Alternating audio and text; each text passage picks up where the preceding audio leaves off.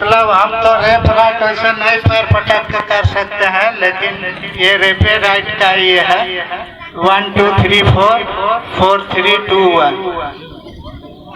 आज बच्चों का इस तरह का प्रोग्राम देखे एकदम दिल से हम खुश हैं और उम्मीद करते हैं कि जो भी अभिभावक गण आए हैं सब जैसे हम गदगद हैं वैसी सब कोई गदगद होंगे, क्योंकि हम लोग भी अपने आप को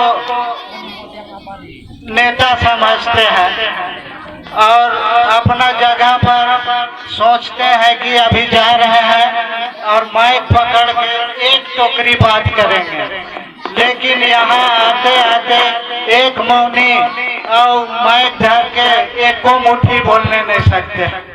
लेकिन आज बच्चे लोग के इस तरह से माइक पर बोलते देख के स्टेज पर हम व्याख्या नहीं कर सकते कि बाप रे बाप। अगर मान लीजिए उस तरह से शिक्षा दीक्षा हम लोग को मिला होता तो आज ना जाने कहाँ होते।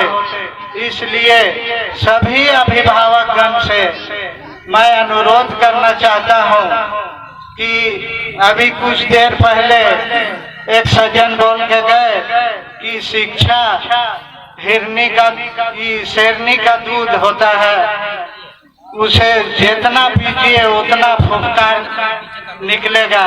इसलिए बच्चा हो या बूढ़ा हो जवान हो, शिक्षा के घेरे में सबको रहना अभी के युग में अनिवार्य है।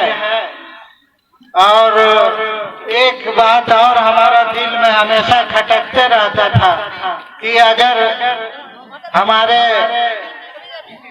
स्कूल के मास्टरगण अगर हॉस्टल का व्यवस्था देते तो अति उत्तम होता, लेकिन हमारा अपना बात रखने से पहले इन्होंने बात को रख दिए, तो इससे हमारा दिल और बाग बाग हो गया।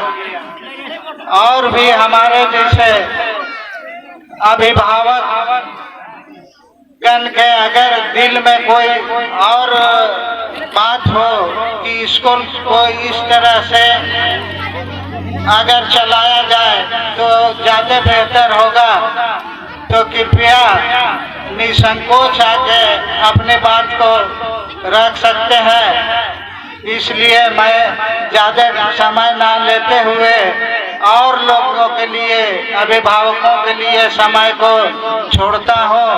धन्यवाद।